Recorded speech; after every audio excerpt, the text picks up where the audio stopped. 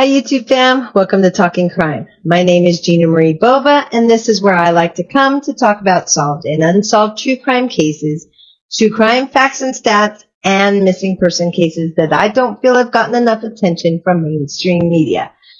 If you are into everything true crime like I am, then you've most definitely come to the right place. I do hope that you will choose to subscribe to this channel, but if not, no worries. If you do, though, and you hit that little bell next to the subscribe button, YouTube's going to let you know whenever I upload new content. Just a quick warning before we get started. My videos are not made for children. They're not made for those with weak stomachs, nor those who are offended or triggered easily. Look, I talk about true crimes here, and as such, the stories that I tell, the pictures that I show, and usually my language are going to be graphic in nature. So therefore, viewer discretion is most definitely advised.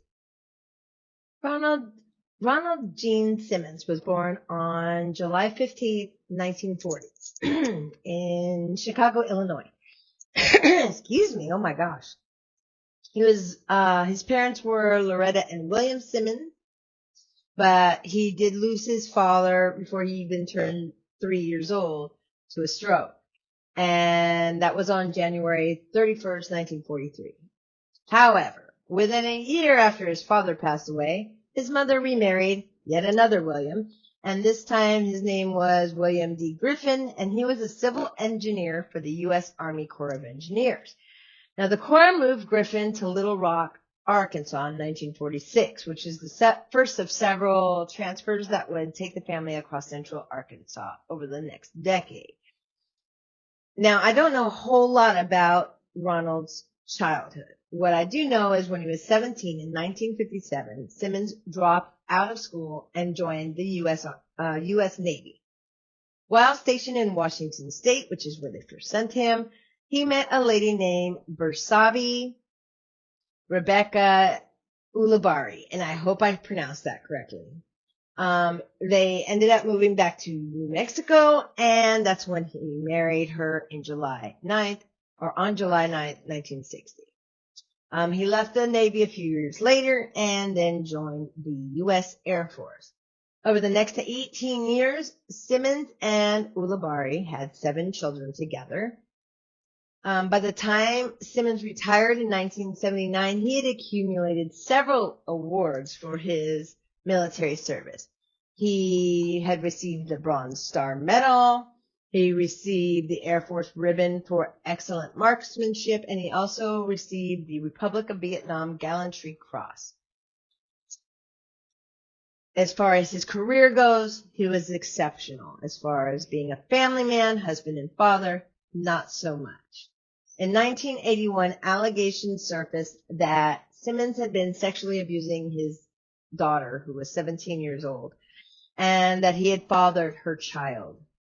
The Department of Human Services in New Mexico launched a complete investigation, and because he was fearing prosecution, Simmons gathered up his family and fled the state of New Mexico. They ended up in Arkansas. They wound up on a 13-acre tract of land, later known as Mockingbird Hill. This was in Dover, Arkansas. Now, the area was desolate. The house consisted of 2 single-wide mobile homes squished together to make one house. It was super isolated, had no electricity, no phone, no indoor plumbing. He had built a makeshift fence around the entire 13-acre property, and in some places, that fence reached 10 feet tall. Now, the remote location was like the kind of parent Simmons was, harsh and demanding. He made his kids dig a 4-foot ditch in the yard, which Simmons told them was going to be for an outhouse, which it was not. In reality, he had them digging what he planned to be their own graves. Let that sink in. They had to dig their own grave. Fortunately, they didn't know it was going to be their own grave, or at least it was planned to be. We'll get more into that in a little bit. Simmons worked a string of low-paying jobs in the nearby town of Russellville in Pope County. He quit one position as an accounts receivable clerk at Woodline Moat Freighter after numerous reports of inappropriate sexual advances and sexual harassment. So then he went to work at Sinclair Mini Mart for approximately a year and a half, and then he quit that on December 18th, 1987. So if you've stuck with me this far, it has not been graphic as of yet, but it's about to be. So this is your chance to click out if you don't want to hear the details of the crimes. And it's pretty fucking horrendous. So I'll let you click out now if you wish. If you don't think you're in the mood to hear, this has to do with him. This has to do with family annihilation, random murders, assaults, children dying, the whole nine. So if you want out, now's your chance. Otherwise, let me just say that it is not known why he did what he did to anyone at this time. The only person who could have said anything about why he did what he did was Simmons himself. And he did not. It is thought, though, that the motive for the following crime that I'm about to tell you about is because his wife was planning to leave him. His world was kind of crumbling down around him. He was jobless. He was under investigation and on the run. Little to no money and a wife that was going to leave him. It was not a happy person. And so apparently, instead of just fucking blowing his own brains out, he decided that he was going to do what I'm about to tell you about. But it's said that his wife, Becky, had written to her oldest son that she was not happy. She was not planning on sticking around. The first chance she could, she was getting out of there. She wanted to leave her husband. She was done. He was obviously sexually abusive, at least to one daughter, if the child was his. He was also very physically demanding and abusive. He ran his family as if they were his unit. He would give orders and they better jump to, or he would whip their asses. And he didn't even hold back with his wife. So like he beat his wife, his children. He was emotionally abusive as well. And she had had enough. And it's thought that he knew it. It's thought that he found out somehow that she was planning on leaving. So December 22nd, 1987, which is 4 days after he quit the Sinclair and just 3 days before Christmas, he set this plan that he had in his head in motion. Unfortunately, his eldest son was over with his family for a visit for the holidays. He had invited everybody to come home that wasn't there already, and set his plan into motion. So December 22nd, 1987, evidence indicates that he bludgeoned his wife and then shot her in the head. And then his son, who was visiting, which was 29-year-old Ronald G Simmons Jr., he shot him after beating him up as well. And then he strangled his 3-year-old granddaughter, which was his son's daughter. And all three bodies were later found in a shallow pit. The shallow pit would be the 4-foot hole that he instructed his kids to dig that I told you about earlier. Now, later the same day, the Dover school bus dropped off the younger Simmons children for their Christmas break. They were excited. They were happy. It's Christmas break. Like, no school tomorrow. Like, 3 days, Santa's coming type of excited, okay? Based on crime scene investigation, it is believed that the Simmons children, which were ages 17, 14, 11, and 8, were each separated and killed individually. And how he did it, he told them that he had presents for them, but he wanted to give it to them one at a time. So he called one child in and strangled that child, and then called the next child in and strangled that child. And he did that to all 4 of his children. And then, if strangulation didn't kill him all the way, he made sure by drowning them in a rain barrel. And their bodies, too, were found in a hole that was dug, supposedly for the outhouse. Now, the older Simmons children had been invited to the Simmons home, like I said. They were supposed to come over on the 26th for an after Christmas dinner. So 23-year-old William H. Simmons II, his 21-year-old wife, Renata Mae Simmons, and their 20-month-old son, all from Fordyce, which is in Dallas County. They were thought to be the first to arrive. William and Renata were shot, and their bodies were left by the dining room table and covered with their own coats and some bedding. The child was killed and placed into the trunk of a car behind the Simmons home. Next to arrive were Simmons's 24-year-old daughter, Sheila, her husband, 33-year-old Dennis Raymond McNulty, sorry, I read that wrong, as well as their children, 7-year-old Sylvia, which is the daughter of Sheila and her father, and 21-month-old Michael. Sheila was shot, and her body was laid on the dining room table and covered with a tablecloth. Simmons shot Dennis and strangled Sylvia. Michael was strangled and then placed into the trunk of yet another parked car. Later this same day, Simmons drove himself to Russellville, where he stopped at a Sears store. He picked up Christmas gifts that had been ordered in advance but not made it there before the holiday for, the family members that were already dead, but he went and picked them up because they were already paid for. Can't let that go to waste.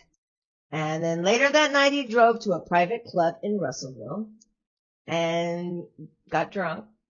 He then went home and he waited till the end of the weekend. But it's not over yet. So now Monday rolls around. December 28, 1987, Simmons drives a car that had belonged to his son, but his son was dead, so I guess he didn't think he'd mind him borrowing it. He drove it to Russellville.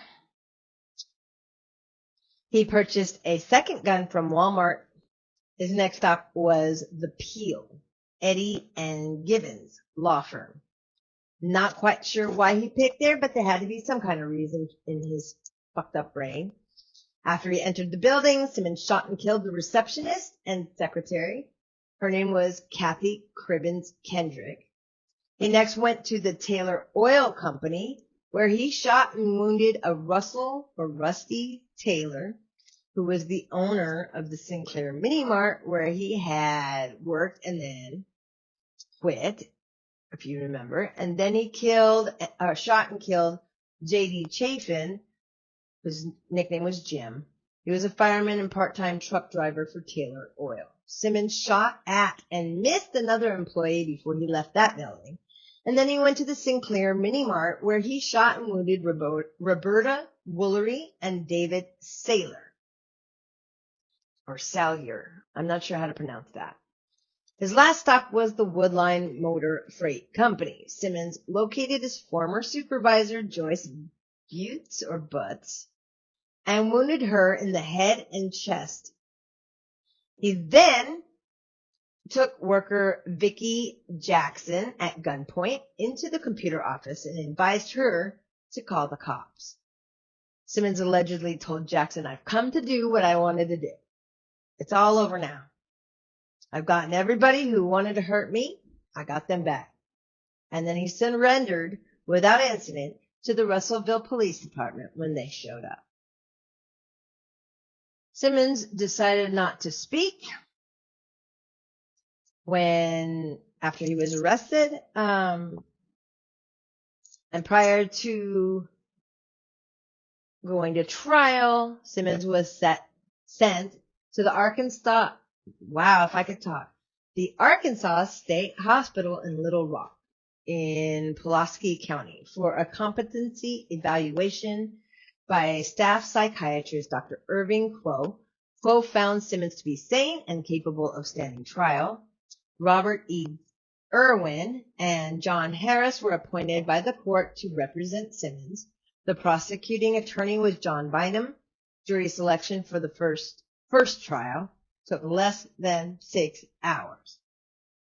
Simmons was convicted on May 12, 1988 in the Franklin County Circuit Court for the deaths of Kendrick and Chafin. On May 16th, Judge John Samuel Patterson sentenced Simmons to death by lethal injection plus 147 years. Simmons refused all rights to appeal. Simmons was found guilty of 14 counts of capital murder in the deaths of his family members on February 10, 1989 in the Johnson County Circuit Court, with Judge Patterson presiding. Bynum offered a possible motive when he presented an undated note that was discovered in a safe deposit box at a Russellville bank after Simmons' arrest. And like I said earlier, the letter seemed to indicate a strong love-hate relationship between Simmons and his daughter Sheila, and another letter that stated that his wife wanted to leave. After the judge ruled the letter admissible, Simmons lashed out at Bynum, punching him in the face, and then unsuccessfully struggled for a deputy's handgun. Officers rushed him out of the courtroom in chains. Simmons was sentenced to death by lethal injection on March 16, 1989. He again waived every right that he had to appeal. KTHV reporter Ann Jansen conducted a series of interviews with Simmons in February and March of '89. On March 1st, 1989, Simmons was found competent to waive his right to appeal his conviction. However, the filing of Whitmore versus Arkansas challenged this right. Reverend Louis Franz and Jonas Whitmore contended that Simmons using his right to refuse appeal, in fact, jeopardized the appellate rights of other death row inmates. By a 7-2 vote, the Supreme Court justices threw out his appeal. However, the ongoing legal proceedings had prevented the execution of Simmons from being carried out. Simmons was watching television and eating what he thought was going to be his last meal when the news of his stay of execution was announced, and he was pissed. On May 31st, 1990, Governor Bill Clinton signed Simmons' second execution warrant for June 25th, 1990. This was the quickest sentence to execution death time in United States history since the death penalty was reinstated in 1976. Simmons refused all visitors, including legal counsel and clergy. His last words were this: "Justice delayed, finally be done, is justifiable homicide." No family members claimed the body, well, probably because they were all deceased, thanks to him. So Simmons was buried in a pauper's plot at Lincoln Memorial Lawn in Varner, Lincoln County. He should have been buried under the fucking prison. Just my opinion. He literally wiped out generations of his family. He killed and wounded acquaintances and strangers and terrorized even more. Not to mention the horrendous abuse that he had inflicted on his own family before these crimes even took place. If you ask me, the death penalty was too good for him. But that's it for me today. I will see you all again soon. But until then, y'all stay safe out there.